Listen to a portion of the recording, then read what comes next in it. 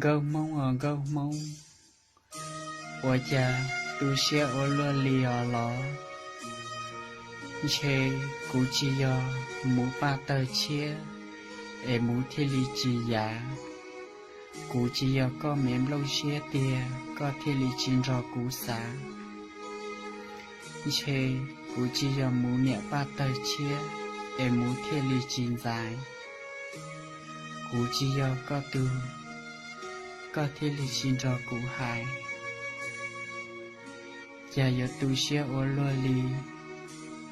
Dễ chỉ bỏ đê chị, dễ chỉ ya.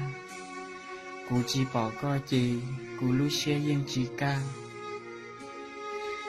Tuy giờ giờ chạy cũng dạy con mù lợi.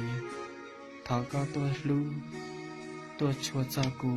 Qua dầu cơ của tao lấy muộn. Lô cho, biết cho lưu hai tiền. Giống lưu ta, giống tỏ ca tôn rõ đùa. Giờ có lưu cú tiền. Thọ có tôi sang, cú mong diễn có. Lô hai tiền. Giống lưu ta, chán đông, rõ ca tôn gì. Giờ có lưu cú tiền. Thọ có tôi sang, cú mong dễ chết. Cho mò. Cho mò. Chê, nhưng tôi ta. Nhưng vừa chế tao nhưng lúc bà hở. Giờ có chín do cú lỡ lòng. Thỏ con giòn giống o lên. Do mẹ cú lên con rau. Để mẹ chờ sợ mò. Chê, nhưng tôi ta. Nhưng vừa chế tao nhưng lúc chám khó. Giờ có chín do cú lỡ lòng. Thỏ con giòn giống o lên. Do mẹ cú lên con rau. Để mẹ chờ nhỏ mò. Ủa cha, xua nè ta xua sông. Giờ tao lú rông nè, lú rông sông. Ủa cha sông nó. Giờ bông linh thang. Trò cú chỉ lên tu. Lú sông nhỏ mong lú xe ở góc mông.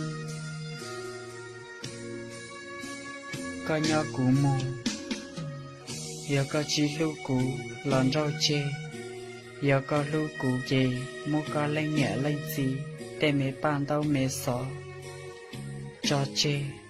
Ê tôi xa cú mô in dùa kê à. Xê cú mô, bùa tao lưu rồng công cho lò rồng bê à.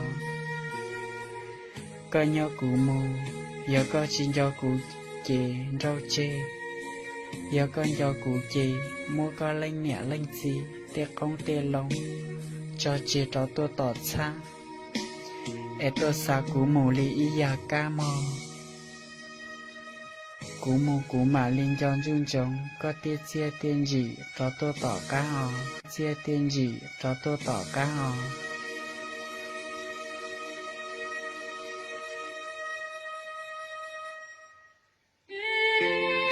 Bia xí.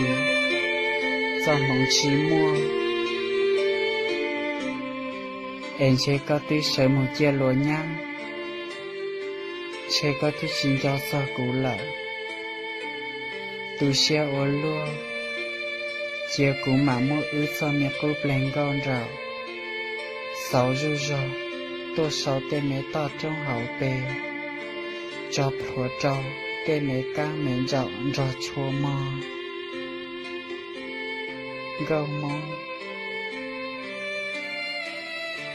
Cú mong là nơi mò.